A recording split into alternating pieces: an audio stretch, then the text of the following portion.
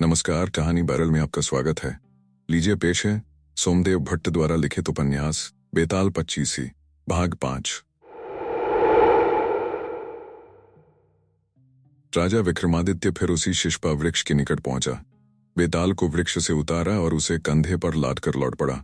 मार्ग में बेताल ने फिर राजा को एक रोचक कथा सुनाई। विशालपुर नाम की एक नगरी में पद्मनाम नामक एक महाप्रतापी राजा राज करता था। उसकी नगरी में अर्थदत्त नाम का एक व्यापारी भी रहता था, जिसने अपने वाणिज्य कौशल से अकृत संपदा एकत्रित की हुई थी। अर्थदत्त की एक ही संतान थी, अनंगमंजरी नाम की एक अजीब सुंदर कन्या। अनंगमंजरी जब विवाह योग्य हुई तो उसके पिता ने ताग्रलिप्ति नगर के एक संभ्रांत व्यापारी युवक मणिवर्मा से उसका विवाह कर दिया। अपनी पुत्री से अधिक स्नेह करने के कारण अर्थदत्त ने उसे उसकी ससुराल नहीं भेजा, बल्कि अपने दामाद को वहीं रहने के लिए बुला लिया। जैसे किसी रोगी को कड़वी व तीखी दवाएं अप्रिय लगती हैं, उसी प्रकार अनंगमंजरी को अपना पति मणिवर्मा भी अप्रिय जान पड़ता था। लेकिन मणिवर्मा को अपनी पत्नी प्राणों से भी अधिक प्रिय थी। वह हर समय इसी प्रयास में लगा रहता था कि उसकी अति सुंदर पत्नी को कोई कष्ट न होने पाए। एक बार अपने माता पिता से मिलने के लिए मणिवर्मा ताम्रलिप्ति चला गया और काफी दिन तक वहीं रहता रहा। उन्हीं दिनों एक बार जब अनंगमंजरी अपनी विश्वस्त सखियों के साथ अपने भवन के एक ऊंचे झरोखे में बैठी थी, उसने नीचे एक गली में एक सुंदर और तरुण ब्राह्मण कुमार को आते देखा। उसके चेहरे का तेज देखकर वह उसकी ओर आकर्षित हो गई। वह राजपुरोहित का पुत्र था और उसका नाम था कमलाकर। कमलाकर ने भी ऊंचे झरोखे में बैठी अनंगमंजरी को देखा तो वह उसके रूप पर मुग्ध हो गया। वह कुछ क्षण उसी की ओर टकटकी लगाए देखता रहा, फिर एक मनोहारी मुस्कान उसकी ओर फेंकता हुआ वह वहां से चला गया। अनंगमंजरी उसकी मधुर मुस्कान पर जैसे मर मिटी। कमलाकर उसके मन पर काम बाण चला गया था। उस दिन से सारी सुध बुध खोकर वह उसी की याद में विदग्ध रहने लगी। उसका खाना पीना छूट गया और वह लज्जा, भय एवं विरहोन्माद में दुबली तथा पीली पड़ गई। प्रिय मिलन बड़ा कठिन था। अनंगमंजरी निराश सी हो गई थी। कमलाकर को पाने की लालसा में वह एक दिन इतनी व्याकुल हो गई कि उसने प्राण त्यागने का ही निश्चय कर डाला। एक रात वह चुपके से अपनी कुलदेवी चामुंडा के मंदिर में पहुंची और वहां देवी के सम्मुख हाथ जोड़कर विनती की, है देवी, इस जन्म में तो मैं कमलाकर को पति रूप में पा नहीं सकती, कि तुम मुझे आशीर्वाद दो कि अगले जन्मों में वह मेरा ही पति हो। देवी के सम्मुख ऐसा कहकर उसने अपनी पिछौरी से एक फंदा तैयार किया और उसे एक अशोक वृक्ष की शाखा में लटका दिया। इसी बीच महल में जब उसकी अंतरंग सखी मालतिका की नींद खुली और उसने अनंगमंजरी को वहां न देखा तो वह उसे ढूंढने निकल पड़ी।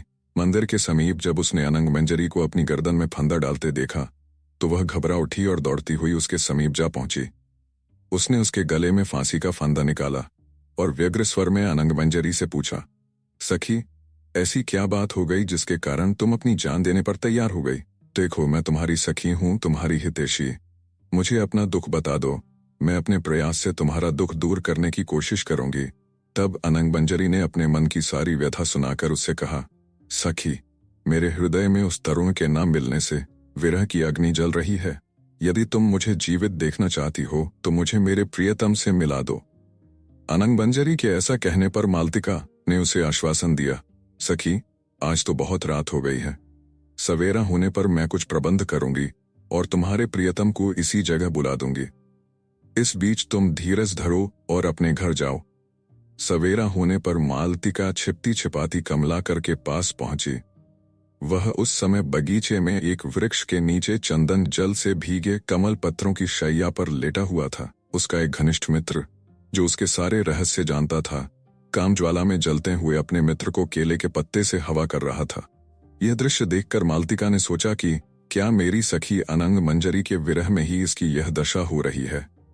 ऐसा सोचकर वह सत्य का पता लगाने के लिए एक वृक्ष के पीछे छिप गई। उसी समय कमलाकर के उस मित्र ने कहा, मित्र, जरा देर तुम इस सुहावने बगीचे को देखकर अपना जी बहलाओ और अपने हृदय में जलती हुई विरह वेदना की आग को ठंडा करने की कोशिश करो। मैं अभी आता हूं। ऐसा कहकर उसका मित्र जाने के लिए उद्यत हुआ, लेकिन उसे रोककर कमलाकर ने कहा, मित्र, कैसे बहलाऊं अपने मन को? उस व्यापारी की कन्या ने मेरे मन को चुराकर मुझे सूना कर दिया है।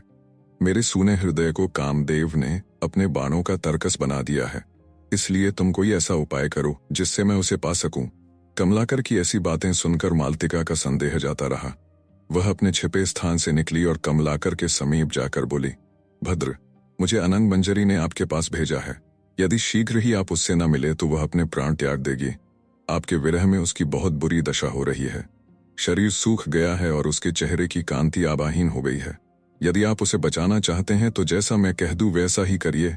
इस पर विरह की आग में जलते हुए कमलाकर पर गानों अमृत की वर्षा हो गई।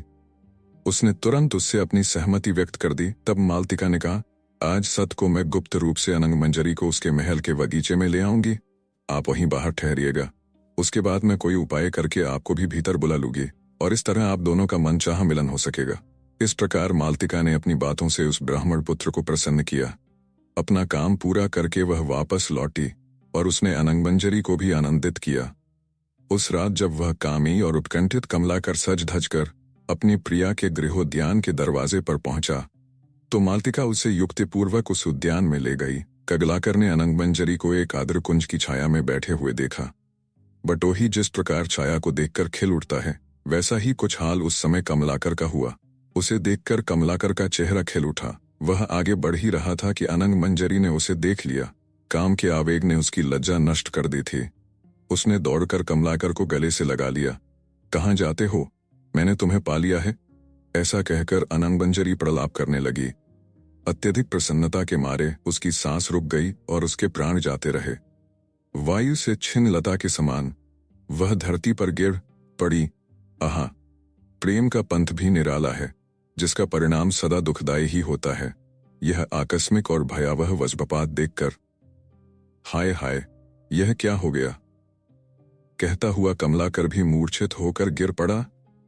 कुछ क्षणों बाद जब उसे चेतना आई तब उसने अपनी प्रिया को गोद में ले लिया और उसका आलिंगन तथा चुंबन करता हुआ अनेक प्रकार से वित्वाप करने लगा। कठोर दुख की अधिकतम से वह इतना विकल हो गया कि पलक झपकते ही उसका हृदय फट गया और उसकी भी मृत्यु हो गई।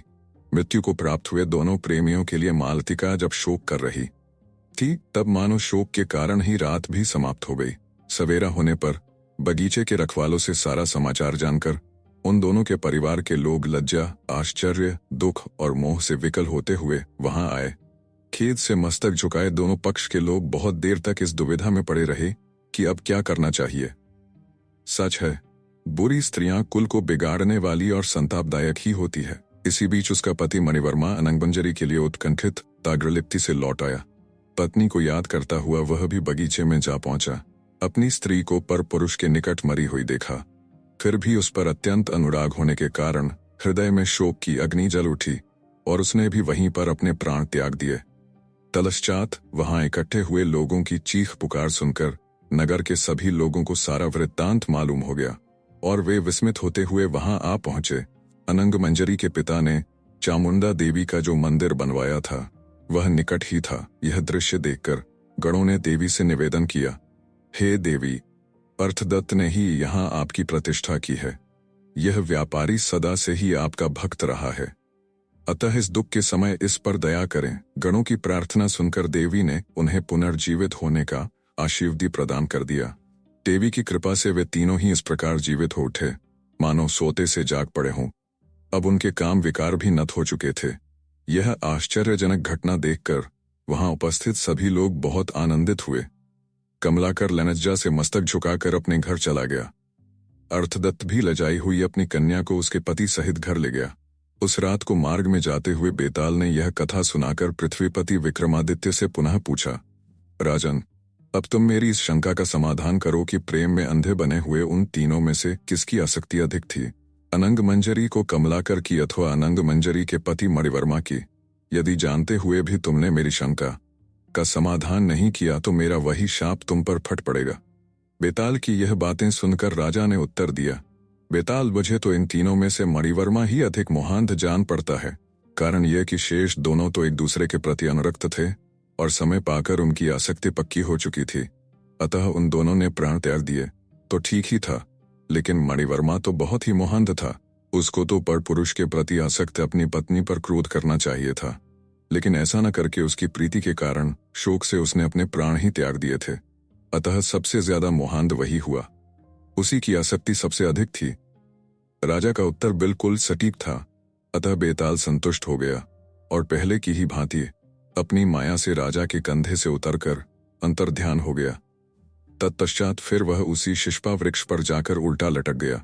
दृढ़ निश्चयी राजा विक्रमादित्य भी पुनः उसे लाने के लिए उस शिष्पा वृक्ष की ओर दौड़ चला। राजा विक्रमादित्य ने फिर उस शिष्पा वृक्ष के निकट जाकर बेताल को नीचे उतारा और पहले की भांति उसे अपने कंधे पर लादकर चल पड़ा। कुछ दूर चलने पर बेताल ने पुनः मौन भंग किया और कहा, राजन, आप सज्जन और महापराक्रमी हैं और संसार का हर व्यक्ति सज्जन और पराक्रमी व्यक्ति का सम्मान करता है। आप परिश्रम भी बहुत कर रहे हैं। अत परिश्रम को भुलाने के लिए मैं तुम्हें एक और नई कथा सुनाता हूँ। प्राचीन काल में इस आर्यावर्त में कुसुमपुर नाम का एक नगर था। उस नगर के स्वामी धरणीवराह नाम के एक राजा थे।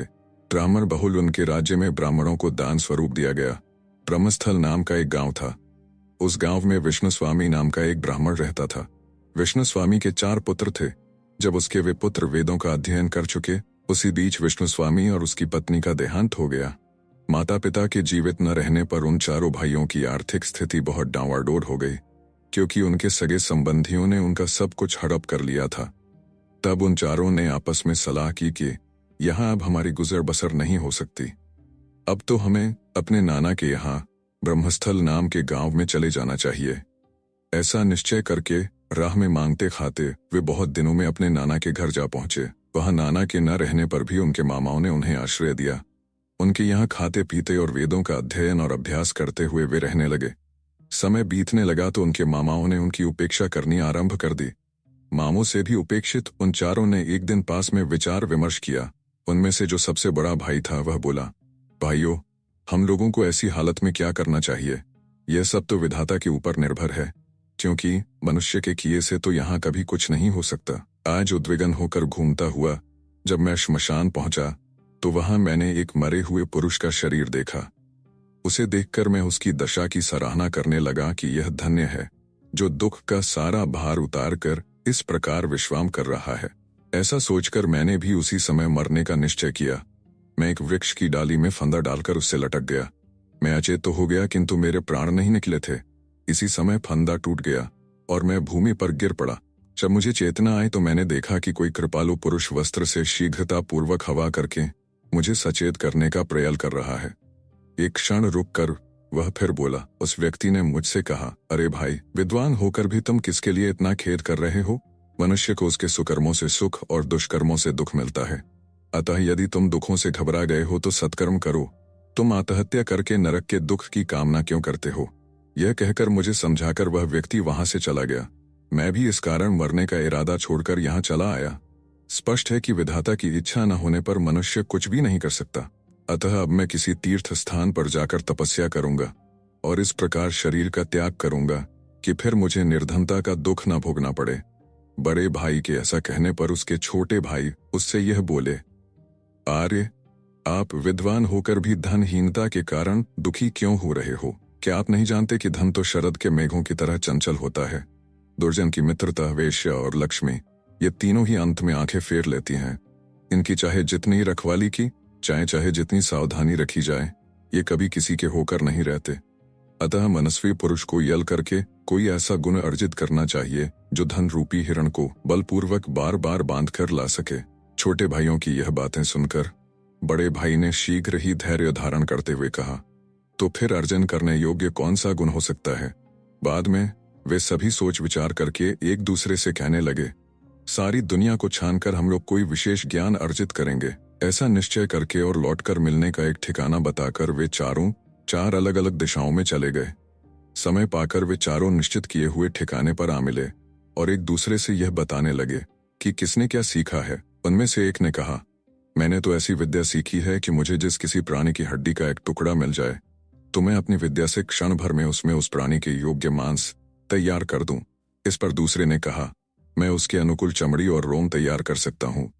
इस पर तीसरे ने कहा, चमड़ी, मांस और रोएं हो जाने पर मैं उस प्राणी के अवयव और आकृति बना सकता हूं। अब चौथे की बारी थी। उसने कहा, अवयव और आकृति बन जाने पर मैं उस प्राणी में प्राण का संचार कर देना जानता हूं। इस प्रकार उन चारों भाइयों ने जब अपनी अपनी विद्या के प्रभाव का वर्णन कर लिया तब वे उसकी सिद्धि के लिए हड्डी का कोई टुकड़ा ढूंढने के लिए वन में गए। संयोग से उन्हें वहां सिंह की एक टूटी हड्डी का टुकड़ा मिल गया। उसके बारे में बिना कुछ जाने सुने उन्होंने उसे उठा लिया। तब एक ने उस हड्डी में उसके योग्य मांस बना दिया, दूसरे ने उसके अनुकूल चमड़ी और रोम तैयार कर दिए, तीसरे ने उसके सारे अंग ज्यों के त्यों बना दिए और चौथे ने उसमें प्राण का संचार कर दिया। अनंतर भयानक दिखने वाला, भयानक मुख और तीखे नखों के अंकुश वाला वह सिंह उठ खड़ा हुआ। उसने झपटकर अपने चारों ब्राह्मणों को मार डाला और अपना पेट भरकर तृप्त होकर वन में चला गया। इस प्रकार वे ब्राह्मण सिंह को जीवित करने की गलती के कारण मारे गए। भला दुष्प्राणी को जगाकर कौन मनुष्य स्वयं सुखी होता है? यदि विधाता वाम होता है, यो यलपूर्वक सीखे हुए गुण भी सुख कर नहीं होते, बल्कि दुख का कारण बन जाते हैं। पौरुष का वृक्ष तभी फल देता है जब भाग्य रूपी उसकी जड़ विकार रहित अनुकूल हो, नीति के थावले में स्थित हो और ज्ञान के जल से सींचा गया हो। रात में मार्ग में चलते हुए राजा विक्रमादित्य के कंधे पर बैठे हुए बेताल ने उसको यह कथा सुनाकर पूछा, राजन, अब यह बतलाओ कि उन चारों में से सिंह को बनाने का वास्तविक अपराध किसका था? यदि जानते हुए भी तुम नहीं बतलाओगे तो पहले कहा हुआ शाप तुम पर पड़ेगा। बेताल की बात सुनकर राजा ने सोचा कि बेताल मेरा मौन तुड़वाकर फिर चला जाना चाहता है तो चला जाए, मैं लौटकर फिर इसे पकड़ लाऊंगा। मन ही मन ऐसा सोचकर उसने बेताल से कहा, बेताल, जिस ब्राह्मण ने उस सिंह को प्राणदान दिया वही उन चारों में से इस पाप का भागी है। बिना यह जाने कि यह कौन सा प्राणी है, उन्होंने अपनी विद्या से चमड़ा, मांस, रोम और दूसरे अंग दिए। उनका दोष इस कारण नहीं है कि उन्हें वास्तविकता का ज्ञान नहीं था, किंतु जिसने सिंह का आकार देखकर भी अपनी विद्या का प्रभाव दिखाने की उत्कंठा से उसमें प्राण डाले। वस्तुतः ब्रह्महत्या उसी ने की। उस मायावी बेटल श्रेष्ठ ने जब राजा की यह बातें सुनी तब वह उसके कंधे से उतरकर फिर अपनी जगह चला गया। बेताल को पकड़ने के लिए कटिबद्ध राजा भी पहले की भांति उसे पकड़ने के लिए उसके पीछे पीछे चल पड़ा। भूत प्रेतों से भरे उस महाश्मशान में राजा विक्रमादित्य फिर से उस शिष्पा वृक्ष के नीचे पहुंचा। यद्यपि बेताल ने अपने अनेक रूप दिखलाए, किंतु राजा ने उसे वृक्ष से नीचे उतार लिया और उसे अपने कंधे पर लादकर चुपचाप मार्ग पर चलते रहे। तब बेताल ने राजा विक्रमादित्य से कहा, राजन न करने योग्य, इस काम में भी तुम्हारा ऐसा आग्रह है जिसे रोका नहीं जा सकता। अतः मैं तुम्हारी थकावट दूर करने के लिए एक अन्य कथा सुनाता हूँ। सुनो। कलिंगा देश में स्वर्गपुरी के समान भव्य नगरी थी, जहाँ उत्तम आचरण वाले लोग रहते थे। वहाँ ऐश्वर्य और पराक्रम के लिए प्रद्युम्न के समान प्रसिद्ध प्रद्युम्न नाम का राजा शासन करता था। उस नगर के एक छोर पर यज्ञस्थल नाम का एक गांव था, जिसे राजा प्रद्युम्न ने ब्राह्मणों को दान स्वरूप दिया था। उसी गांव में यज्ञसोम नाम का एक वेदनंद ब्राह्मण भी रहता था, जो अत्यंत धनवान था। वह अनिहोत्री था तथा अतिथि देवों का सम्मान करने वाला था। जब उस ब्राह्मण का यौवन बीत गया, तब 100 मनोरथों के बाद उसके ही योग्य उसकी पत्नी के एक पुत्र उत्पन्न हुआ। उत्तम लक्षणों वाला वह बालक पिता के घर में पढ़ने लगा। ब्राह्मणों ने विधिपूर्वक उसका नाम देवसोम रखा। वह बालक, जिसने अपनी विद्या, विनय आदि गुणों से लोगों को वशीभूत कर लिया था, जब 16 वर्ष का हुआ तब अचानक ज्वर के कारण मृत्यु को प्राप्त हो गया। उसके पिता यज्ञसोम ने स्नेह के कारण अपनी पत्नी सहित उस मरे हुए पुत्र को आलिंगन में बांधे रखा और बहुत देर तक उसके शव को दाह क्रिया के लिए नहीं जाने दिया। बाद में वहां इकट्ठे हुए बड़े बूढ़ों ने उसे इस प्रकार समझाया, ब्राह्मण, आप तो भूत और भविष्य को जानने वाले हैं। आप क्या जल के बबूले के समान क्षण भंगुर इस संसार की गति नहीं जानते? इस संसार में ऐसे भी राजा थे जो उन मनोहर राजमहलों में रलजड़ित पलंगों पर बैठे, जहां संगीत की झंकार भरी रहती थी, अपने शरीर पर चंदन का लेप करते थे और अपने को अमर समझकर उत्तम स्त्रियों से घिरे रहते और सुख भोगते थे। ऐसे महापराक्रमियों को भी काल ने अपना ग्रास बना लिया। वे भी अकेले ही उस मशान में पहुंचे, जहां उनके अनुयायी और प्रेत रो रहे थे और आसपास श्वगाल चीत्कार कर रहे थे। चिता पर सोए उनके शरीर का मांस भी पक्षी, पशुओं और अग्नि ने खा डाला। जब उन्हें भी मरने और नष्ट होने से कोई नहीं बचा सका, तब और की तो बात ही क्या है। अतः हे विद्वान, तुम वह बतलाओ कि इस शव को कलेजे से लगाए रखकर तुम क्या करोगे? इस तरह समझाने बुझाने के बाद किसी तरह अपने मरे हुए पुत्र को छोड़ा और शव को नहलाया धुलाया। तब उसे एक पालकी में रखकर आंसू बहाते तथा रोते पीटते हुए बंधु बांधव जो वहां इकट्ठे थे श्मशान ले गए। उस श्मशान में कुटिया बनाकर एक बूढ़ा तपस्वी रहता था। वह पाशुपत मत का योगी अघोरी था। अधिक अवस्था और कठोर तपस्या के कारण उसका शरीर अत्यंत कृश हो गया था। जब वह चलता था तो ऐसा लगता जैसे अब गिरा कि तब गिरा। उसका नाम शिव था। उसका सारा शरीर भस्म तगे श्वेत रोमों से भरा हुआ था। उसका पीला जटाजूट बिजली के समान जान पड़ता था। वह स्वयं दूसरे शिव जैसा प्रतीत होता था।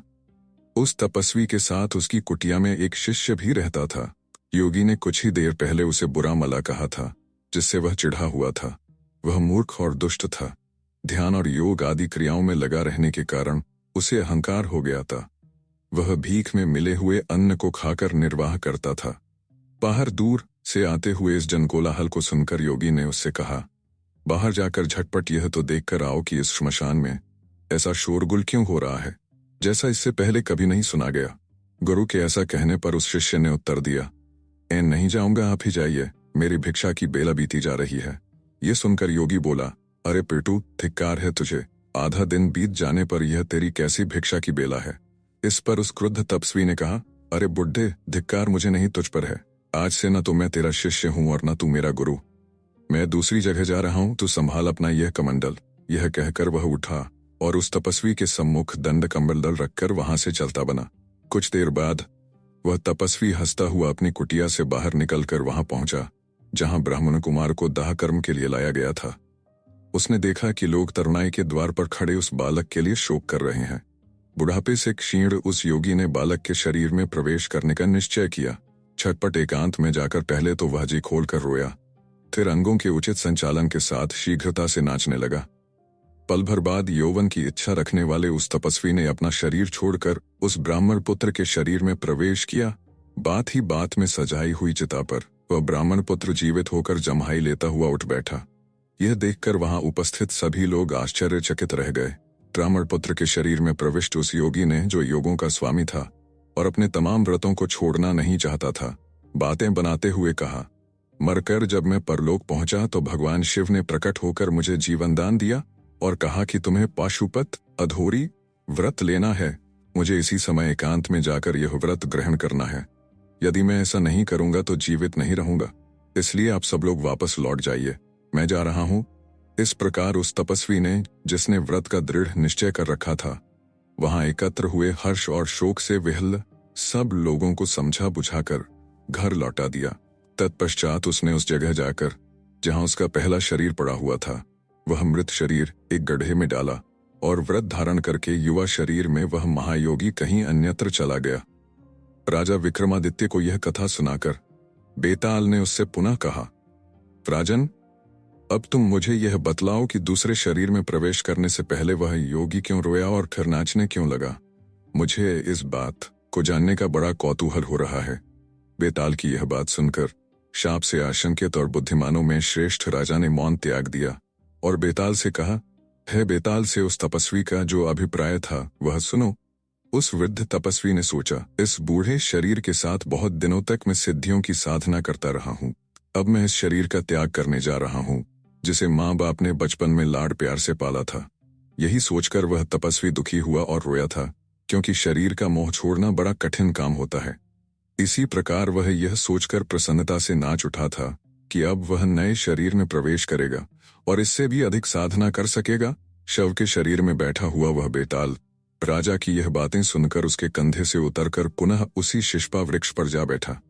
राजा विक्रमादित्य ने और अधिक उत्साह से उसे ले आने के लिए फिर उसका पीछा किया। वह रात किसी राक्षसी के समान थी। श्मशान में यत्र तत्र जलती हुई चिताएं ही मानो उस राक्षसी की आंखें थीं। ऐसी महाभयानक रात में राजा विक्रमादित्य फिर से शिष्पा वृक्ष के नीचे पहुंचा और बेताल को नीचे उतार लिया। फिर वह उसे कंधे पर डालकर मौन भाव से अपने गंतव्य की ओर चल दिया। कुछ आगे चलकर बेताल ने पुनः मौन भंग किया। राजन, बार बार की इस आवाजाही से मैं तो बिल्कुल ऊब चुका हूं, किंतु तुम पर कोई फर्क नहीं पड़ा है। अब मैं तुमसे एक महाप्रश्न पूछता हूं, इसे सुनो। दक्षिण पथ में धर्म नाम का एक मांडलिक राजा राज करता था। वह राजा बहुत ही सदुगुणी था। उसके बहुत से गोत्रज परिवारजन थे। उसकी स्त्री का नाम चंद्रावती था, जो मालवा की रहने वाली थी और वहां की एक संभ्रांत परिवार में पैदा हुआ थी। राजा को अपनी उस पली से एक ही कन्या उत्पन्न हुई जिसका नाम लावण्यवती था। अपने नाम के अनुरूप ही लावण्यवती सचमुच ही मानव रूप का खजाना थी। जब वह कन्या विवाह के योग्य हुई तब राजा के गोत्रजों ने उसके विरुद्ध एक षड्यंत्र रचा। उन्होंने राज्य में फूट डाल दी और राजा धर्मनाम को सिंहासन से उतार दिया। वे उसके खून के प्यासे बन गए। एक रात राजा अपनी पत्नी और पुत्री सहित किसी प्रकार बचकर वहां से निकल भागा। वह अपने साथ बहुत ही उत्तम कोटि के कुछ रत्नों को भी ले जाने में कामयाब हो गया। राज्य से निकलकर राजा अपनी ससुराल मालवा के लिए चल पड़ा। पत्नी और पुत्री के साथ जाता हुआ जब वह विंध्याचल पर्वत के निकट पहुंचा तो रात हो गई। किसी प्रकार वह रात उन सब ने उसी जंगल में काटी और भोर होते ही पुनः आगे चल पड़े। वैभव और ऐश्वर्य में पले बड़े होने के कारण उन्होंने कभी पैदल सफर नहीं किया था, अतः उनके पांव कांटों से छिल गए थे। इस तरह चलते चलते वे एक भीलों के गांव में जा पहुंचे। उस गांव के भील चोर लुटेरे थे। धन के लिए किसी की भी हत्या तक कर देना उनके लिए मामूली बात थी। वस्त्र और आभूषण पहनने वाले राजा को दूर से ही देखकर वे उन्हें लूटने के लिए अनेक प्रकार के अस्त्र शस्त्र हाथों में लिए उनकी ओर दौड़ पड़े।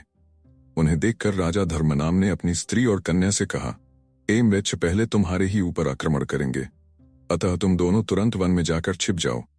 राजा के ऐसा कहने पर भय के कारण रानी चंद्रावती अपनी कन्या को साथ लेकर तत्काल वन में चली गई। कुछ देर उपरांत ही वे लुटेरे भील राजा के पास पहुंच गए और अपने अस्त्र शस्त्रों से राजा पर टूट पड़े। राजा ने अपनी समस्त शक्ति से उनका मुकाबला किया। उसने अपने तीरों से अनेक लुटेरों को मार गिराया, पर अंततः लुटेरों ने उस पर सामूहिक रूप से आक्रमण किया और उसे मारकर उसके शरीर के समस्त आभूषण उतार कर ले गए। दूर वन में छिपी हुई रानी और उसकी पुत्री ने यह दृश्य देखा तो प्राणों के भय से वह वहां से भाग निकली और दूर के घने जंगल में चली गई।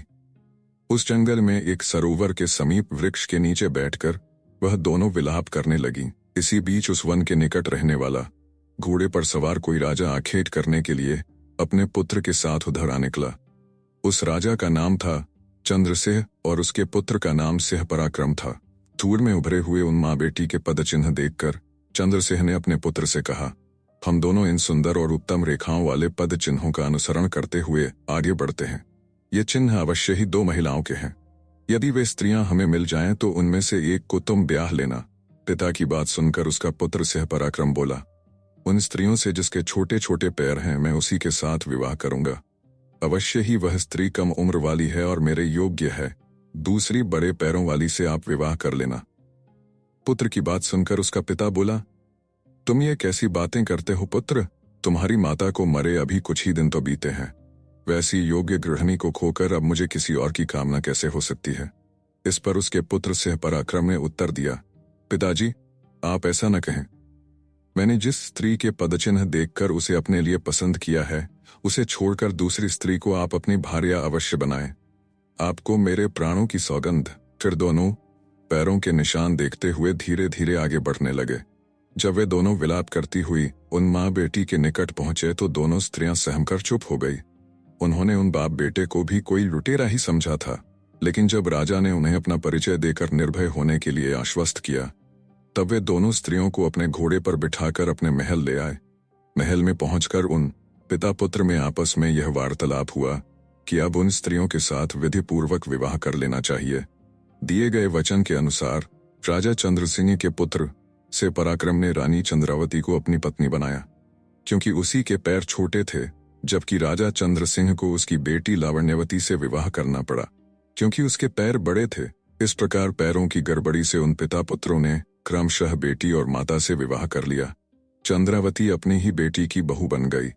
समय पाकर उन दोनों की पुत्र एवं कन्याएं उत्पन्न हुई और फिर उनके भी बेटी बेटे हुए। रात्रि के समय मार्ग में जाते हुए बेताल ने इस प्रकार यह कथा सुनाकर राजा विक्रमादित्य से पुनः पूछा, राजन, यदि तुम जानते हो तो यह बतलाओ कि उन माँ बेटियों को पुत्र एवं पिता के द्वारा क्रमशः जो संतानें पैदा हुई उनका आपस में क्या संबंध हुआ? यदि जानते हुए भी तुमने नहीं बतलाया तो तुम्हें पहले कहा हुआ ही शाप लगेगा। यह सुनकर राजा विक्रमादित्य सोच में पड़ गया। उन्होंने बहुत सोचा विचारा, किंतु बेताल के उस प्रश्न का कोई भी उत्तर उनकी समझ में नहीं आया। अतः वह चुप्पी साधे मौन भाव से आगे बढ़ता रहा। मृत पुरुष के शरीर में प्रविष्ट और राजा के कंधे पर बैठा बेताल इस पर मन ही मन हंसा और सोचने लगा, इस महाप्रश्न का उत्तर इस राजा को मालूम नहीं है। फिर भी यह प्रसन्न है और सावधानी पूर्वक पैर रखता हुआ निरंतर आगे बढ़ रहा है। यह राजा बड़ा पराक्रमी है, इसलिए वंचित होने के योग्य नहीं है। इसके अतिरिक्त वह भिक्षु मेरे साथ जो चाल चल रहा है वह इतने से ही चुप नहीं रहेगा, इसलिए मैं उस दुरात्मा को ही उपाय पूर्वक वंचित करूंगा और उसकी सिद्धि इस राजा के लिए सुलभ कर दूंगा, क्योंकि भविष्य में इसका कल्याण होने वाला है। ऐसा सोचकर बेताल ने राजा से कहा, राजन, इस भयानक रात में इस श्मशान में बार बार आते जाते तुमने बहुत कष्ट उठाया है, फिर भी तुम अपने निश्चय से नहीं डिगे। तुम सुख पाने के योग्य हो। मैं तुम्हारे इस आश्चर्यजनक धैर्य से संतुष्ट हुआ, अतः अब तुम इस शव को ले जाओ, मैं इसमें से चला जाता हूँ। लेकिन जाने से पहले तुम्हारी भलाई के लिए मैं जो तुमसे कहना चाहता हूँ उसे सुनो और उसके अनुसार ही कार्य करो। बेताल ने आगे कहा, हे राजन, तुम जिस दुर्भिक्षु के लिए मनुष्य का यह शरीर लेकर जा रहे हो वह आज इस शरीर में मेरा आह्वान करके पूजा करेगा। पूजा करने के बाद वह दुष्ट तुम्हारी ही बलि चढ़ाने की इच्छा से तुमसे कहेगा कि भूमि पर पड़कर साथन प्रणाम करो। तब उस समय तुम उस भिक्षु से कहना, पहले तुम करके दिखलाओ, फिर मैं वैसा ही करूंगा। तत्पश्चात जब वह भूमि में पड़कर प्रणाम करके तुम्हें दिखलाए, उसी समय तुम तलवार से उसका मस्तक काट देना। तब विद्याधरों का जो ऐश्वर्य वह प्राप्त करना चाहता है वह तुम्हें मिल जाएगा। उसकी बलि देकर तुम पृथ्वी का भोग करोगे। ऐसा नहीं करोगे तो तुम्हारी बलि चढ़ा देगा। मैंने इसी कारण तुम्हारे इस कार्य में इतनी देर तक विघ्न डाला था। जाओ, तुम्हें सफलता प्राप्त हो। इतना कहकर राजा के कंधे पर लदे मृत शरीर से निकलकर बेताल चला गया। बेताल की बातों से प्रसन्न हुए राजा विक्रमादित्य भी उस शव को लादे वट वृक्ष की ओर चल पड़ा जहां उस भिक्षु ने उसे पहुंचने के लिए कहा था। राजा विक्रमादित्य अपने कंधे पर शव को लादे हुए उस भिक्षु शांतशील के पास पहुंचे। कृष्ण पक्ष की रात से भयावह हो रहे उस श्मशान में वृक्ष की जड़ के समीप बैठा वह भिक्षु टकटकी लगाए राजा की ही प्रतीक्षा कर रहा था। उसने श्मशान की उस भूमि को रक्त से लीप रखा था। हड्डियों के सफेद चूर्ण से चौक पूरा था और चारों दिशाओं से रक्त से भरे घड़े रख दिए थे। वहां मनुष्य की चर्बी से भरा दीपक जल रहा था। पास ही जल रही अग्नि में आहुति दी गई थी। राजा उस भिक्षु के सय पहुंचा। शव लेकर आए राजा को जैसे ही उस भिक्षु ने देखा वह प्रसन्न होकर उठ खड़ा हुआ और राजा की प्रशंसा करता हुआ बोला, महाराज, आपने मुझ पर दुष्कर अनुग्रह किया है। वे लोग जो आपको समस्त राजाओं में श्रेष्ठ ऊते हैं वह उचित ही है, क्योंकि एक आप ही हैं जो अपनी चिंता छोड़कर परोपकार कर सकते हैं। विद्वान लोग इसी को बड़ों की महत्ता कहते हैं कि वे लोग जो भी अंगीकार कर ले हैं उससे कभी विचलित नहीं होते, चाहे उस प्रयास में उनके प्राण ही क्यों न चले जाए। ऐसा कहते हुए उस श्रमण ने, जो यह समझ रहा था कि उसका कार्य पूर्ण हो गया, राजा के कंधे से उस शव को उतार लिया। तत्पश्चात उसने शव को स्नान कराया, उसके शरीर पर लेप किया, माला पहनाई और फिर उसे पूरे हुए चौक में रख दिया। फिर उसने अपने शरीर पर भस्म लगाई, केस का यज्ञोपवीत धारण किया और शवाच्छादन, मुर्दे को उठड़ाया जाने वाला कफन पहना। फिर कुछ देर के लिए ध्यानस्थ हो गया। उस भिक्षु ने मंत्र बल से उस श्रेष्ठ बेताल का आह्वान किया। मनुष्य के शरीर में प्रविष्ट कराने के बाद वह क्रम से उसकी पूजा करने लगा। भिक्षु ने मनुष्य की खोपड़ी से उसे अर्घ्य दिया, मनुष्य के ही दांतों के फूल चढ़ाए और सुगंधित लेप लगाया। उसने मनुष्य की आंखों का धूप दिया और मांस की बलि दी। इस तरह पूजा समाप्त करके उसने पास ही खड़े राजा से कहा, महाराज, यहाँ मंत्रों के अधिष्ठाता पधारे हैं। तुम भूमि पर लेटकर इन्हें साधन प्रणाम करो, इससे वे वरदाई देव तुम्हें तुम्हारा मन चाहा वर देंगे।